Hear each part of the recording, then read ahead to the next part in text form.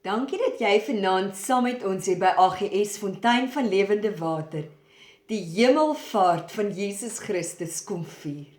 Kom ons bid net saam. Here, dankie dat U nou elke gedagte wat oor ons mond gaan kom en waarin ons gaan dink, sal seën in die naam van Jesus. En elke woord nou lewend en kragtig sal maak deur die werking van U Heilige Gees. Dankie daarvoor. Amen. Ek wil graag vanaand vir jou 3 redes voorhou waarom ek glo dat die Hemelvaart van Jesus Christus 'n rede is tot celebration, tot feesviering. Die eerste rede wat ek graag vir jou wil voorhou, vind ons opgeteken in Romeine 8 vers 34. Ons lees daar dat Jesus gaan sit het aan die regterhand van God die Vader, waar hy vir ons intree. Die Hebreërskrywer skryf in Hebreërs 7 vers 25 dat hierdie hoëpriester wat ek en jy het, Jesus Christus, leef om vir ons in te tree. Hy leef om vir jou en vir my in te tree by God. In 1 Johannes 2 vers 1 en 2 lees ons dat ons 'n voorspraak het by die Vader. Jesus Christus, die regverdige. Verstaan jy nou hoekom ek sê, ek en jy het rede om fees te vier by die herdenking van Jesus se hemelvaart?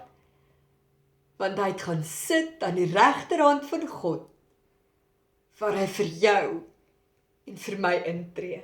En ek weet nie van jou nie, maar ek het elke dag nodig dat hy vir my sal intree. Die tweede rede waarom ek glo dat die hemelvaart 'n rede is tot feesviering, vind ons opgeteken in Johannes 14. En in vers 1 is Jesus self in die woord, hy sê, laat julle hart nie ontsteld word nie. Glo in God, glo ook in my.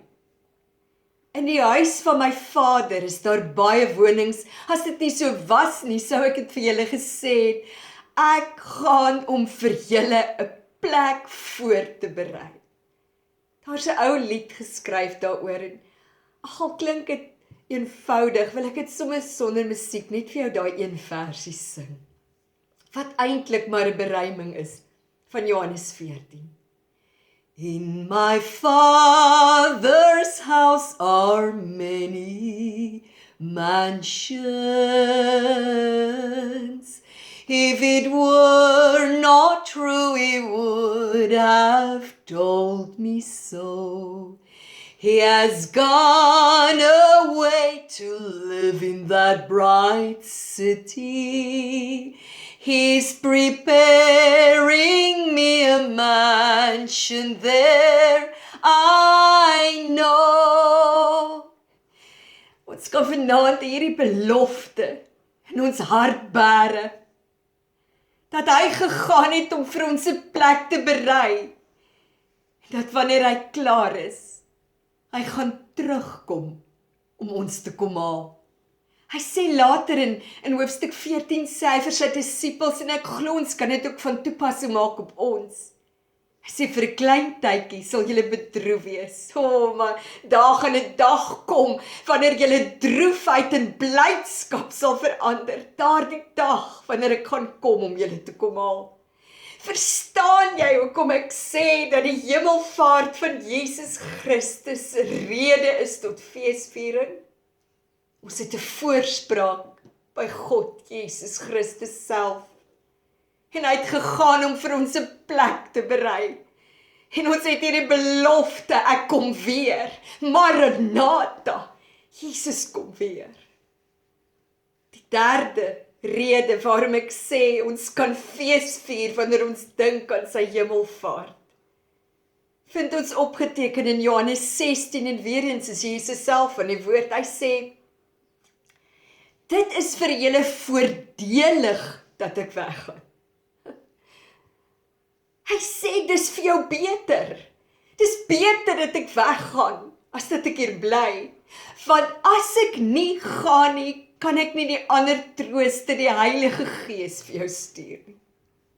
Ek dink nou daaraan, as Jesus Christus nou in sy aardse liggaam op aarde moes wees, was hy ergens ingeperk, net soos ek en jy. Maar nee, hy het opgevaar na die hemel. En hy het sy woord gestand gedoen, hy het vir ons die Heilige Gees gestuur. En hier aan die vooraand van Pinkster vier ons die Gees se teenwoordigheid in ons lewe. Daardie Heilige Gees wat Jesus self sê, in julle sal wees, by julle sal wees. Kan jy verstaan hoekom ek sê, ons het rede om fees te vier, omdat Jesus opgevaar het na die hemel? Want ek en jy het 'n voorspraak by God die Vader, Jesus Christus self. Hy het gegaan om vir ons 'n plek te berei, en hy het beloof, hy kom weer. En hy het gegaan en vir ons sy Gees gestuur. Ek loof hom vandag vir sy hemelvaart en die waarmaking van sy woord, van elke belofte wat in hom ja en amen is.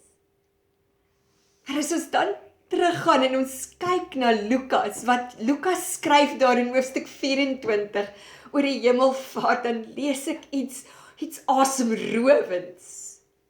Weet jy wat het Jesus gedoen net voordat hy opgevaar het? Weet jy wat was hy besig om te doen terwyl hy opvaar na die hemel?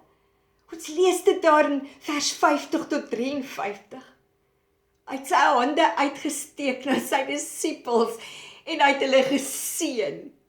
En terwyl hy besig was nog om hulle so te seën, was hy weggeruk die hemel in.